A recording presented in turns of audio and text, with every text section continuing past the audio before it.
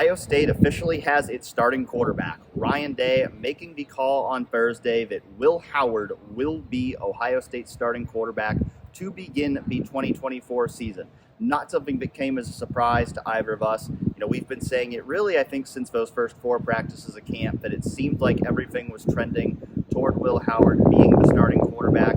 That trend has continued over the last 2 weeks, and now Ryan Day choosing not to delay that decision any longer, naming Will Howard as the starting quarterback, and now Ohio State can officially begin preparing for a Will Howard-led offense when it begins its season against Akron at Ohio Stadium on August 31. Right. Obviously, Will was the favorite dating back even to when he transferred, but I think it was really those first 2 practices of fall camp when he began to separate in this competition.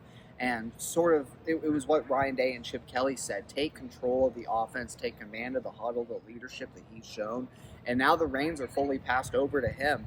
And like Day said, it's not going to come as any surprise to anyone in the locker room, I think, because as we saw in those early camp practices, there was a separation that occurred on the field.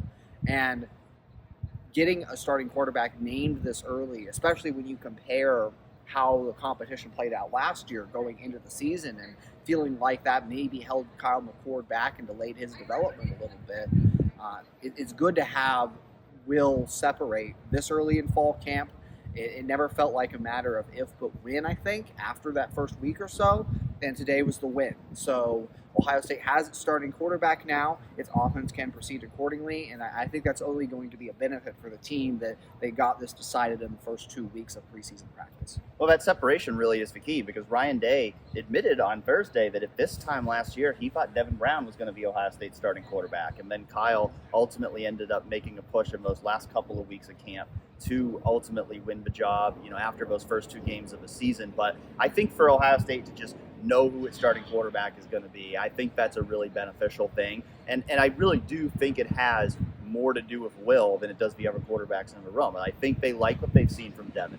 Julian's saying, Ryan Day was asked, is Julian still in the mix to be that number 2 guy? And Ryan said, yeah, for sure. And so I think they feel really good about the depth they've assembled at that quarterback position for this year. But I think Will has started to show the things that they really needed to see to feel comfortable with him being the guy. Chip Kelly said, they gave him a plan for the summer and all the things he needed to improve on, and he took it and ran with it, and he showed great strides over the first couple of weeks.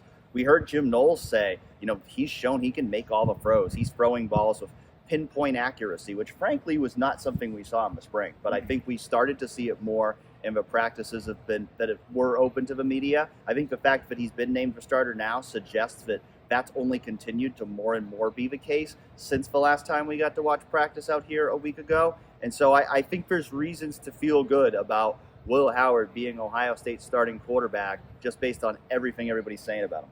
Right. It's that experience, I think, that ended up helping him in the end, and that's another thing that Day and Kelly alluded to. They need a refined decision maker in this offense, someone who's going to take care of the football, someone who's going to distribute the ball accordingly to the weapons that are all around them at running back and receiver. So that Will Howard was the favorite, like we said, dating back to spring. He showed why he was the favorite here in preseason camp, and his claim holds that job. Now, one competition that's still ongoing, but feels like there's a little bit of development in, is along the offensive line. I think at right guard, while it wasn't outright said that Tegra Tshabola is the favorite, Dan, I think we got an indication of just how much they said he's felt Tegra Tshabola in these preseason practices. And then Chip Kelly went on, when asked about Tegra, went on a whole spiel about how much he brings to the position, how athletic he is despite being 6'6" and 330 pounds.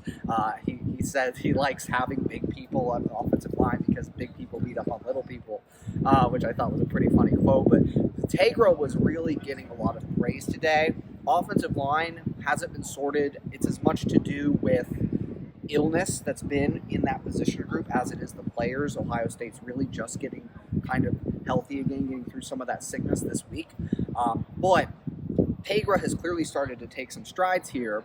It'll be interesting to see how things develop as everyone is healthy, but I think that things are kind of trending that way, is the feeling you get at right guard. Yeah, unfortunately for Carson Hinsman, he was one of those guys who was sick, missed some practices in those first couple weeks, and I think that kind of opened the door for Tegra Tshabola to be able to, get most of the first team snaps at right guard and really make his case for that job. And it sounds like that's what he's doing. So nothing official there yet, but I think we both sit here right now and say if we were projecting who the starting right guard was going to be, we would say Tegra Tshabola. I think really the biggest question now on that offensive line is that depth at offensive tackle, because Ryan Day said on Thursday that they want Tegra to just focus on playing guard, which again I think is a sign of the fact that he's probably going to be the starting right guard. But he was also a guy that if you had asked me before that press conference who I thought would be the next man up at tackle, I would have said Tegra Tshabola. And so now, who's that next guy? We did hear Zen Michalski get some praise for how he's progressed in preseason camp. We also heard Austin Sierreveld as a name that they're looking at tackle. Even though he's primarily been at guard, he's gotten more reps here at tackle over the past week or so because of guys who have been out due to illness, and they like what they've seen from him there. So I still think, if you're looking at depth concerns on this team, to me, offensive tackle depth, that's the number one depth concern right now. But they're seeing some things from guys like whether it's Zen Michalski, George Fitzpatrick, even Austin Sierreveld, where they're hopeful they'll have guys who can step up at that tackle spot, even if Tegra ends up being a full-time guard. Right. It was good to hear Zen get some praise because he's a guy who was supposed to be involved in the right tackle competition dating back to last year and sort of fell off, and we really haven't heard about him since. And it's just good to see him at least getting involved in that 2D conversation. Hear Ryan talking about the steps he's taken, or Chip talking about the steps he's taken. George Fitzpatrick has been out a lot of preseason camp, apparently, from what Chip Kelly and Ryan Day said. So that's someone I thought was standing out a little bit in the spring in terms of tackle depth. But if he's been out a lot, then that obviously sidetracks his development and calls for the need again to move Sierreveld to tackle, which, again, I agree with you. I think tackle depth is perhaps the biggest concern on this team right now.